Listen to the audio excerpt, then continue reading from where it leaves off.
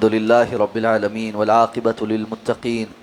वस्सलातु वस्सलामु अला सय्यिदिल अंबियाइ वल मुरसलीन नबिय्यिना मुहम्मदिन व अला आलिहि व अस्हाबिहि व मन तबिअहुम बि इहसानिन इला यौमिद्दीन। अल्हम्दुलिल्लाहिल्लज़ी हदाना लिहादा व मा कुन्ना लिनहतदिय लौला अन हदानल्लाह। रब्बि इश्रह ली सदरी व यस्सिर ली अमरी वहलुल उक़दतम मिन लिसानी यफ़क़हू क़ौली। अल्लाहुम्मा अन्फ़अना बिमा अल्लमतना व अल्लिमना मा यनफ़अुना व ज़िदना इल्मा। अल्लाह ताला के फ़ज़ल व एहसान से सूरह अल-माइदा की आयत नंबर 53 तक हमारा सबक मुकम्मल हो चुका है। आयत नंबर 54 से लेकर 56 तक इंशाअल्लाह आज हम तिलावत करेंगे। अऊज़ु बिल्लाहि मिनश शैतानिर रजीम।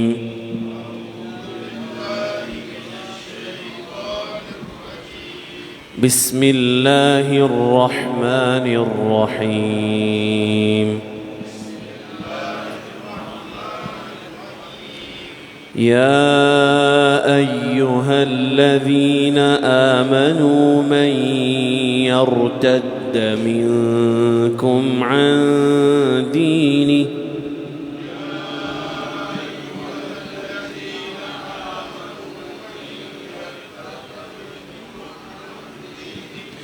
من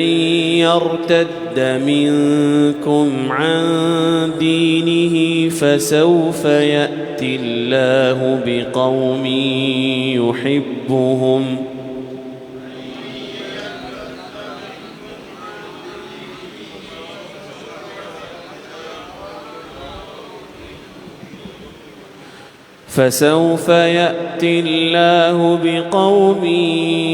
يحبهم ويحبونه أذلة على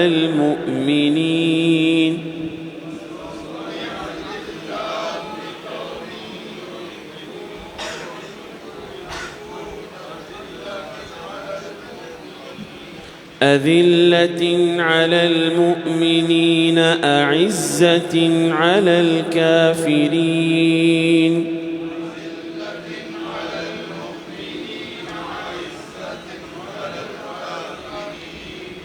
يجاهدون في سبيل الله ولا يخافون لومة لائم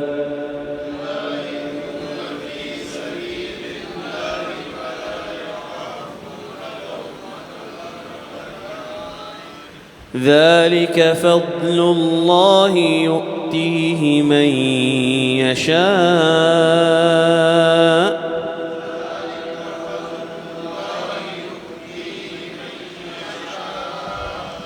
والله واسع عليم إنما وليكم الله ورسوله والذين آمنوا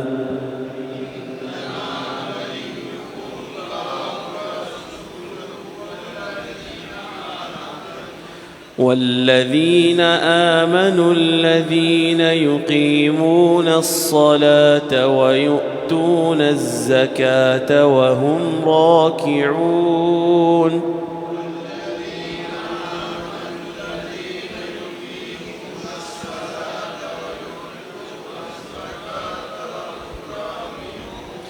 ومن يتول الله ورسوله والذين آمنوا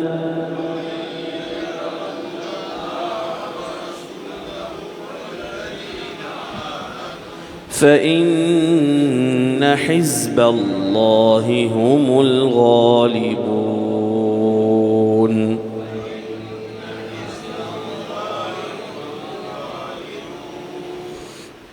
या अय्युहल्लज़ीना आमनू, ए ईमान वालो, मन यर्तद्द मिनकुम अन दीनिही, जो कोई तुम में से अपने दीन से मुर्तद हो जाए, फसौफ यअतिल्लाहु बिक़ौम, तो फिर अनकरीब अल्लाह ऐसी कौम को लेकर आएगा, युहिब्बुहुम, जिनसे वो मोहब्बत करेगा, व युहिब्बूनहु, और जो उससे मोहब्बत करेंगे, अज़िल्लतिन अलल मुमिनीन, जो मोमिनों पर बड़े नरम होंगे, अइज़्ज़तिन अलल काफिरीन, اور کافروں پر بڑے سخت گیر ہوں گے۔ یجاہدون فی سبیل اللہ، وہ اللہ کے راستے میں جہاد کریں گے، ولا یخافون لومۃ لائم، اور کسی ملامت کرنے والے کی ملامت سے نہیں ڈریں گے۔ ذالک فضل اللہ یؤتیہ من یشاء، یہ اللہ کا فضل ہے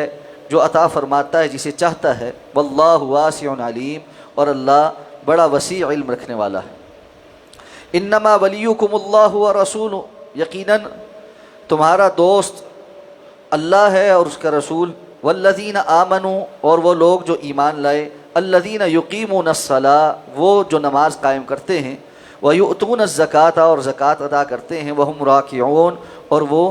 جھکتے ہیں یا رکوع کرتے ہیں۔ ومن یتول اللہ، اور جو اللہ کو ورسولہ، اور اس کے رسول کو دوست بنائے، والذین آمنوا، اور ان لوگوں کو جو ایمان لائے، فإن حزب اللہ هم الغالبون، تو یقیناً اللہ کا گروہ ہی ہے جو غالب آنے والا ہے۔ گزشتہ آیات میں ارشاد فرمایا تھا کہ یہود و نصارہ کو اپنا دلی دوست نہ بناؤ کہ یہ آپس میں دوست ہیں، اور جو ان کو دوست بنائے گا وہ انہی میں سے، اور فرمایا کچھ لوگ ایسے ہیں جو ایمان کے دعوے دار تو ہیں لیکن دوڑ دوڑ کر ان کی طرف بھاگتے ہیں، اور ان کا مطمع نظر یہ ہے کہ یہود و نصارہ کے ساتھ دوستی رکھیں تاکہ دنیاوی کسی نقصان سے بچ کر کے۔ تو اللہ رب العزت قریب ہے کہ مسلمانوں کو فتح دے دے، یا اپنی طرف سے کوئی ایسا حکم لائے جو ان کے اس ساری پلاننگ کو ملیا میٹ کر دے،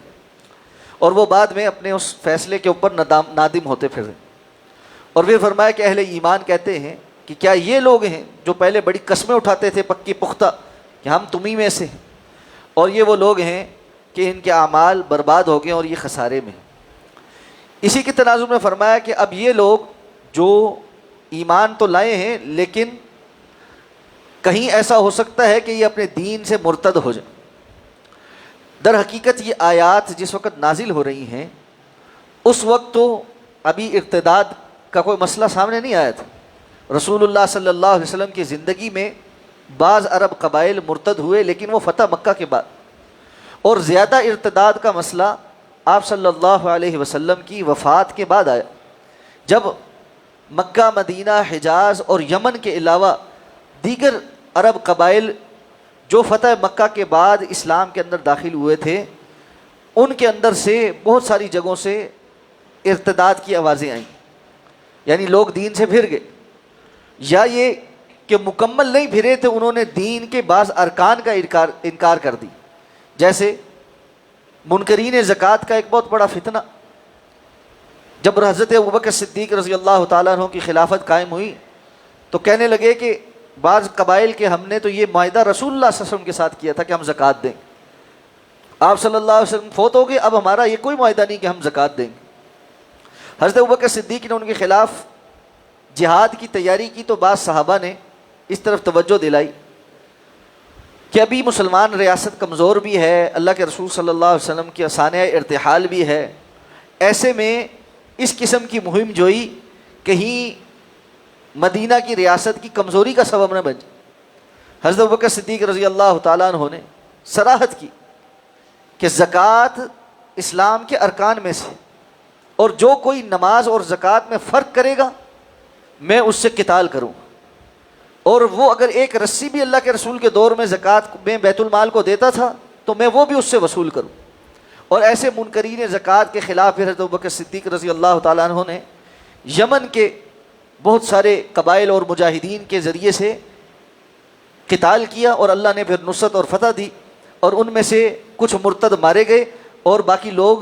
واپس دائرہ اسلام میں داخل ہوئے، اور ان کو سمجھ آ گئی کہ یہ اسلام کا رکن ہے، یہ کوئی رسول اللہ صلی اللہ علیہ وسلم کی زندگی میں کوئی سیاسی معاہدہ نہیں تھا۔ تو اللہ تعالیٰ نے یہ آیات اس وقت نازل کی کہ جبھی ابھی ارتداد کا ایسا کوئی مسئلہ سامنے نہیں آیا تھا، لیکن یہ قرآن کے اعجاز میں سے کہ اللہ تعالیٰ مستقبل کی بہت سی ایسی خبریں دیتے ہیں، جیسے فتح سے متعلق مدینہ کی ابتدائی زندگی میں جتنی آیات ہیں وہ ساری در حقیقت جو ہے وہ قرآن کا اعجاز ہے، کہ قرآن نے کہا کہ عنقریب اللہ تعالیٰ مسلمانوں کو فتح دے گا، اور پھر اللہ نے فتح عطا فرمائی۔ تو اسی طرح مرتد لوگوں کے بارے میں یہ آیات بھی قرآن کا اعجاز ہیں جو اللہ نے بہت پہلے ارتداد کے ظہور پذیر ہونے سے بہت پہلے نازل فرمائی۔ تو اللہ نے فرمایا اگر کوئی مرتد ہو جائے گا اپنے دین سے تو کیا وہ اللہ کا نقصان کرے گا؟ وہ اپنا ہی نقصان کرے۔ اللہ کے دین سے پھر جانے پر اللہ بہت سارے ایسے لوگوں کو لے آتا ہے جو اللہ کے دین سے محبت کرتے ہیں، مخلص ہوتے ہیں، پھر اللہ ان سے محبت کرتا ہے اور وہ اللہ سے محبت کرتا ہے۔ اور یہ بھی مفسرین نے لکھا ہے کہ یہ حضرت ابوبکر صدیق رضی اللہ تعالیٰ عنہ اور آپ کے ساتھ اس فتنہ ارتداد کو ختم کرنے والے مجاہدین کی فضیلت اور خاصہ ہے کہ وہ اس آیت کی جو اندر اہل ایمان کی فضیلتیں بیان ہوئی ہیں ان کے اوپر پورا اترے۔ تو حضرت ابوبکر صدیق رضی اللہ تعالیٰ عنہ اور دیگر صحابہ اور یمن کے خاص طور پہ جو صحابہ تھے ان کی یہ فضیلت کہ یہ آیات کے اندر جو فضیلتیں بیان ہوئی وہ اس کا مصداق تھے کہ یحبہم و یحبونہ، اللہ ان سے محبت رکھتا ہے اور وہ اللہ سے محبت رکھتے ہیں۔ اذلۃ علی المؤمنین، وہ مومنوں کے لیے بڑے نرم خو ہیں، کافروں پر بڑے سخت گیر ہیں۔ یجاہدون فی سبیل اللہ، وہ اللہ کے راستے میں جہاد کرنے والے ہیں۔ ولا یخافون لومۃ لائم، اور وہ کسی ملامت کرنے والے کی ملامت سے نہیں ڈرتے۔ یہاں یہ بات سمجھنی چاہیے کہ اہل ایمان اللہ کے دین پر عمل کرتے ہوئے کسی ملامت کرنے والے کی ملامت سے نہیں ڈرتے، کسی تانا مارنے والے کے تانے سے گھبراتے نہیں۔ تو ہم جو بہت جلدی گھبرا جاتے ہیں کہ فلاں کیا کہے گا، برادری کیا کہے گی، لوگ کیا کہیں گے، اگر میں نے داڑھی رکھی تو لوگ صوفی کہیں گے، اگر میں نے دین کی بات کی تو لوگ مجھے نشانہ بنائیں گے، اور ماضی میں چونکہ میں کچھ غلط کام کرتا رہا ہوں تو آج اگر میں اچھی بات کروں گا تو لوگ کہیں گے ہاں ہاں ہمیں پتہ ہے تم پہلے کیا کرتے رہے۔ اس بنا پر بہت سارے لوگ حال میں بھی خیر کی طرف نہیں آتے۔ یہ بات جان لینی چاہیے، جب اللہ ہدایت عطا فرما دے تو انسان توبہ استغفار کر کے اللہ کے دین پر آئے اور اس کے بعد دین پر ڈٹے اور لوگوں کی باتوں کی پرواہ نہ کرے۔ لوگوں کی باتیں تو کبھی نہیں ختم ہوتی۔ کیا دنیا کے معاملات میں جہاں ہم دنیاوی چیزوں میں کام کرتے ہیں لوگ ہمیں بخش دیتے؟ دنیا کمانے کے لیے کتنی باتیں سننی پڑتی، کتنے بہتان سننے پڑتے ہیں، کتنے لوگ ہیں اپنے مطلب کی الزام لگا جاتے ہیں، لیکن ہم دنیا کمانے سے تو ہم پیچھے نہیں رہتے اس بات پر کہ جی لوگ کیا کہیں گے، اور میں یہ کام نہیں کرتا جی مجھے لوگ کچھ کہتے ہیں۔ کتنے لوگ ہیں جاب پر جاتے ہیں، باس برا نکل آئے روز بے عزتی کرتا ہے، لیکن جاتے ہیں نوکری کرتے ہیں، کیا کریں؟ تو جب ہم دنیا کے معاملات کو لوگوں کے پیچھے نہیں چھوڑتے تو دین کے معاملات کو لوگوں کے پیچھے کیسے چھوڑ سکتے؟ جبکہ دنیا کے معاملات میں لوگوں کی باتوں کے عوض کوئی اجر بھی نہیں ملتا، جبکہ دین کے معاملے میں جو اللہ کی خاطر صبر اختیار کرتا ہے تو اللہ تعالیٰ اہل ایمان کو اجر بھی عطا فرماتے ہیں اور ان کے سینوں کو ٹھنڈا بھی کریں دنیا میں بھی اور آخرت میں بھی۔ تو اس لیے اللہ کی خاطر اللہ کے دین پر صبر کرنا اور لوگوں کی باتوں کے عوض اللہ کے دین کو نہ چھوڑنا۔ تو فرمایا ذالک فضل اللہ یؤتیہ من یشاء، یہ اللہ کا فضل ہے پھر جسے عطا فرمائے، یعنی جو ثابت قدمی اور ایسا مقام کہ وہ اللہ سے محبت کرے اور اللہ اس سے محبت کرے اور وہ اللہ کے دین پر ڈٹے اور اللہ کے دین کے لیے جہاد کرے اور اہل ایمان کے لیے نرم خو ہو، کافروں سے جو ہے وہ براءت کا اظہار کرے، یہ ساری توفیق اللہ کا بہت بڑا فضل ہے، جسے چاہتا ہے عطا فرماتا۔ اور ساتھ فرمایا واللہ واسع علیم، اللہ بہت وسیع اور بہت زیادہ علم رکھنے والا۔ اب فرمایا یہ بات جان لو کہ تمہارا دوست اللہ اور اللہ کے رسول اور اہل ایمان ہے۔ اوپر چونکہ اس بات کا ہی تذکرہ چل رہا ہے کہ یہود و نصارہ کو اپنا دوست نہ بناؤ، تو اس کے مقابل فرمایا یہ دلی دوستی اور محبت کس سے رکھنی ہے؟ سب سے پہلے اللہ سے، اور اس کے بعد ان سے جس سے رکھنے کا اللہ نے حکم دیا، اور اس میں رسول اللہ صلی اللہ علیہ وسلم سب سے سر فہرست۔ اس لیے آپ صلی اللہ علیہ وسلم فرمایا لا یؤمن احدکم حتی اکون احب الیہ من والدہ وولدہ والناس اجمعین، تم میں سے کوئی شخص اس وقت تک مومن ہی نہیں ہو سکتا جب تک کہ میں یعنی محمد صلی اللہ علیہ وسلم اس کو اس کے والدین سے، اس کی اولاد سے اور تمام انسانوں سے زیادہ محبوب نہ ہو جائے۔ اور اسی طرح اہل ایمان سے محبت کر، مومنوں سے محبت کر، کافروں سے محبت نہیں ہوتی۔ تو فرمایا تمہارا دوست تو اللہ ہے جس سے تم محبت کرتے ہو، پھر اللہ کے رسول ہیں، پھر اہل ایمان ہیں، اور فرمایا اہل ایمان میں سے بھی کون ہیں؟ یقیمون الصلاۃ، ایمان کا دعویٰ تو کوئی بھی کر سکتا، کہنے کو ہر کوئی بندہ کہتا ہے جی میں نے کلمہ پڑھا ہوا ہے، تو تو یہ نہیں کہ بس یہ کہو کہ جی یہ تو کلمہ پڑا ہوا ہے اس لیے بس ہمارا دلی دوست بن گیا، نہیں، ایمان کی کچھ عملی مظاہرے بھی ہوتے ہیں. اس میں سے پہلا مظاہرہ کیا ہے؟ یقیمون الصلاۃ، وہ نماز کو قائم کرتے ہیں، ویؤتون الزکاۃ، وہ زکوٰۃ کو دیتے ہیں، وہم راکعون، اور وہ رکوع کرتے ہیں.